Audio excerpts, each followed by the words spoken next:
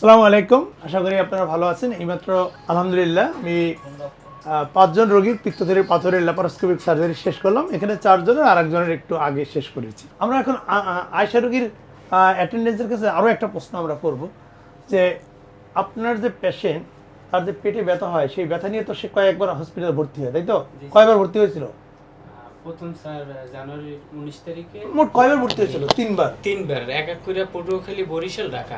এবং শনাক্ত হয়েছে প্যানক্রিয়াটাইটিস জি এবং অ্যাকুট প্যানক্রিয়াটাইটিস। দেখেন, এই যে তাদের পিত্তথলির পাথর দিয়ে প্যানক্রিয়াটাইটিস হয়েছে, এই কারণে একটা প্রশ্নের উত্তর আমি দিতে চাই। অনেকেই বলে যে পিত্তথলি যদি ফেলে দেয় রোগীর কী কী সমস্যা হতে পারে। গবেষণায় দেখা গেছে প্রতি 100 জন রোগীর পিত্তথলি ফেলে দিলে 5 থেকে 10 জনের, অর্থাৎ প্রতি 100 জনের মধ্যে 5 থেকে 10 জনের প্রথম 2-3 মাস তৈলাক্ত খাবার খেলে কিছুটা সমস্যা হতে পারে। অর্থাৎ প্রথম 3 মাস খাসি, গরু, পোলাও, কোরমা, বিরিয়ানি এটা যদি খায়, প্রতি 100 জনের মধ্যে 5 থেকে 10 জনের কিছুটা পেট ফাঁপা ফাঁপা বা একটু অ্যাসিডিটি দেখা দিতে পারে বা একটু বদ হজম হতে পারে। বাট বাকি 90 জনের কোনো সমস্যা হয় না। বাট যে 5 থেকে 10 জনের সমস্যা হয় তাদেরটাও কিন্তু আবার সময়ের সাথে সাথে ঠিক হয়ে যায়। এখন অনেকেই জিজ্ঞেস করে এই সাইড ইফেক্ট যেহেতু আছে, কিছুটা হতে পারে, তাহলে কি আমরা অপারেশন করবো কিনা? তাহলে আপনি যে আয়শা পেশেন্টের লোক, আপনার কাছ থেকেই আমরা বুঝতে পারি যে দেখেন, ওনার এই পাথর দিয়ে তার প্যানক্রিয়াটাইটিস হয় এবং সে কারণে 3 বার হসপিটালে ভর্তি হতে হয়। তারপর অন্য যারা ছিলেন তাদেরই মাঝে মাঝে পেটে ব্যথা হতো। এখন এই অপারেশন করার ফলে যদি মাঝে মাঝে তার তৈলাক্ত খাবার খেতে, অর্থাৎ প্রথম 3 মাস যদি তৈলাক্ত খাবার খেতে একটু সমস্যা হয়, সেইটাকে অ্যাকসেপ্ট করা উচিত না এই ধরনের যে বড় বড় সমস্যা, কারো পিত্তথলির পাথর দিয়ে প্যানক্রিয়াটাইটিস হলো, কারো পিত্তথলির পাথর পিত্তনালীতে এসে জন্ডিস হইলো, কারো মাঝে মাঝে হসপিটালে ভর্তি হতে হলো, এইটা মেনে নেওয়া উচিত। দুটোর ভিতরে কোনটা বেশি ভালো?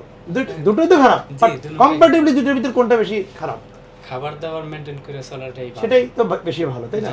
এজন্য আমরা যে কোনো মেডিসিন, ইভেন একটা যখন প্যারাসিটামল খাই তারও কিন্তু সাইড এফেক্ট আছে। কিন্তু আমরা তাহলে কি মেজার করি বা কি চিন্তা করি যে এটার যে সাইড এফেক্ট, সেটা যে সমস্যার জন্য আমরা খাওয়াচ্ছি তার তুলনায় অতি নগণ্য। আমরা একটা মেজার করি বেনিফিট এবং রিস্ক, এই দুটো একটু মেজার করি। যখন আমরা বেনিফিটটা বেশি পাই তখনই আমরা সেই কাজটা করি। তাহলে বিষয়টা বুঝতে পেরেছেন যে কিছু কিছু রোগীর কিছু সমস্যা হলেও এই অপারেশনটা করার লাভ অনেক বেশি। সে কারণেই শুধু আমরা নয়, পৃথিবীতে 1 নম্বর যে সার্জারিটি করা হয় সেটি হচ্ছে কি পিত্তথলির পাথর। সারা বিশ্বে সবচেয়ে বেশি যে রোগের অপারেশন হয় সেটা হচ্ছে পিত্তথলির পাথরের সার্জারি বা ল্যাপারোস্কোপিক কোলেসিস্টেক্টমি।